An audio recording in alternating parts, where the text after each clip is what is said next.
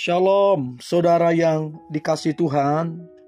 Saya berdoa saudara dalam keadaan baik, sehat, serta melimpah dengan ucapan syukur.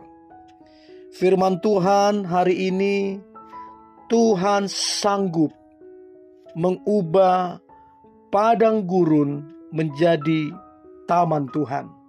Sebelumnya, mari kita berdoa. Terima kasih Tuhan Yesus untuk kasih Tuhan yang melimpah dalam kehidupan kami.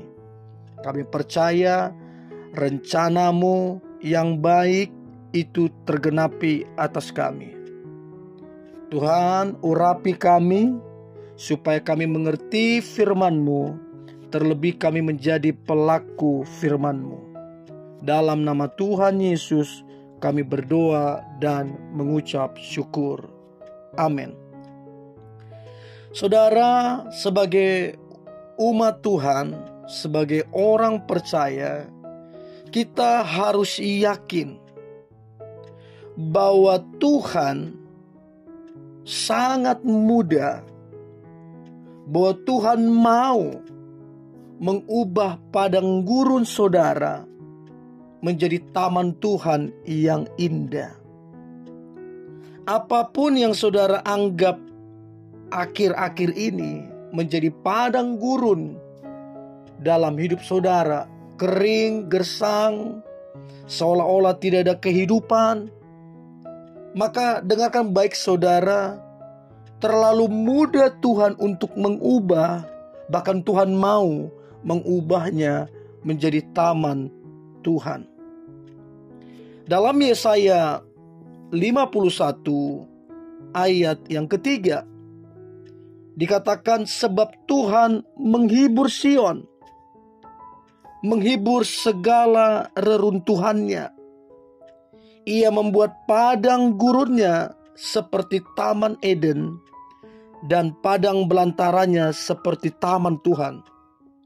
Disitulah terdapat kegirangan dan sukacita, nyanyian syukur dan lagu yang nyaring.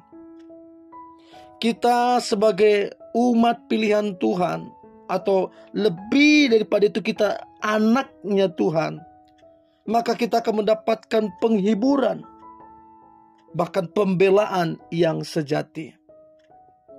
Nah, kalau kita belajar dari kisah seorang Elimelek, ini sangat penting untuk kita berhati-hati dan bijak dalam kehidupan. Bagaimana ketika Elimelek dalam Rut pasal pertama ayat pertama sampai ayat yang ke-6. Bagaimana ketika Elimelek menghadapi masa-masa yang sulit seperti padang gurun, di mana Elimelek dia mengambil satu keputusan yang salah, yang bertentangan dengan kehendak Tuhan. Dan ketika dia salah mengambil keputusan, maka keluarganya mengalami hal yang buruk. Dan mereka tidak pernah membayangkan sebelumnya. Untuk itu, apapun kondisi padang gurun kita hari-hari ini, kita sebagai orang percaya jangan salah dalam mengambil keputusan. Ada dua kesalahan Elimelek yang tidak boleh kita ulang supaya kita tidak mengalami hal-hal yang buruk. Kesalahan Elimelek yang pertama adalah ketika dia mengalami masa yang sukar, negeri mereka mengalami masa yang sukar, Alkitab bilang Elimelek itu menjadi takut. Elimelek ketakutan, sehingga dia keluar meninggalkan daerah mereka, karena dia pikir akan terjadi kelaparan di Bethlehem. Nah, waktu dia ketakutan, dia meninggalkan Bethlehem. Padahal Bethlehem artinya rumah roti. Rumah roti artinya ada roti di situ. Ada produksi roti di situ. Kalaupun ada terjadi semacam tantangan, ada masalah, ada semacam padang gurun, itu tetap rumah roti akan memproduksi makanan. Nah, Elimelek dia ketakutan. Dia fokus kepada keadaan di mana Bethlehem pada waktu itu kelaparan.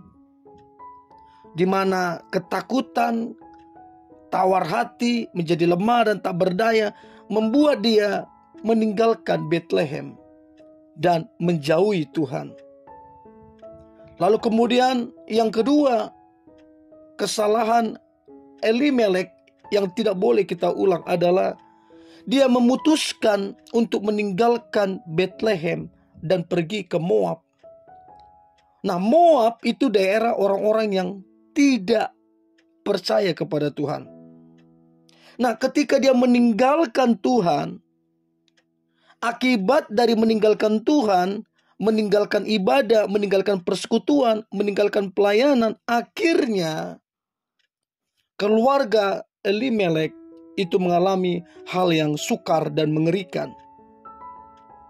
Saudara, kalau baca Elimelek, kedua putranya, mereka mengalami kematian. Dan itulah yang terjadi ketika Elimelek salah mengambil keputusan karena ketakutan dan meninggalkan Tuhan. Nah, apa yang harus kita lakukan kalau kita ada seolah-olah di padang gurun hari ini? Maka belajar dari Elimelek. Yang pertama yang harus kita lakukan adalah supaya padang gurun kita berubah menjadi taman Tuhan.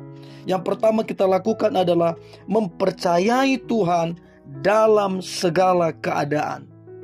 Mau di padang gurun, mau di tanah yang gersang, apapun keadaannya, tetaplah kita mempercayai Tuhan dalam segala keadaan. Sebab Tuhan tidak dibatasi oleh keadaan. Sebab Tuhan bisa mengubah keadaan. Untuk itu saudara, jangan dikuasai oleh keadaan, tapi percayalah kepada Tuhan yang sanggup mengubah keadaan saudara, yang sanggup mengubah padang gurun saudara menjadi taman Tuhan. Jangan sendengkan telinga saudara terhadap omongan-omongan yang tidak membangun. Jangan sendengkan telinga saudara terhadap gosip segala macam yang membuat saudara makin down imannya. Untuk itu tetaplah percaya kepada Tuhan dalam segala keadaan. Yang kedua, percayalah kepada Tuhan, Dia sanggup memulihkan. Percayalah, padang gurun yang saudara rasakan hari ini itu akan berubah menjadi taman Tuhan. Yesaya 51 ayat ketiga, sebab Tuhan menghibur Sion, menghibur segala reruntuhannya.